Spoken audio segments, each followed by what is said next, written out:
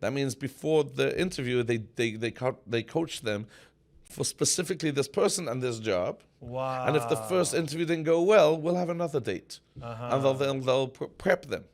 And then they, like, again, And then that's only after they know that that's this a good, might might work. be a good shidduch. Right. Mama's like shidduchim. So continuing with that example, they're continuing on like the Shuna de Shona, they check in, both sides. How's Shulam Bayis? This is amazing. And they've helped countless jobs.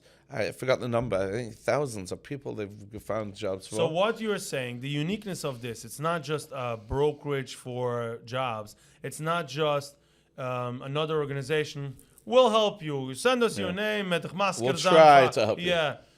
They actually, it's a sophisticated system with someone in the office. There's an office. Yes. Someone in the office sitting there.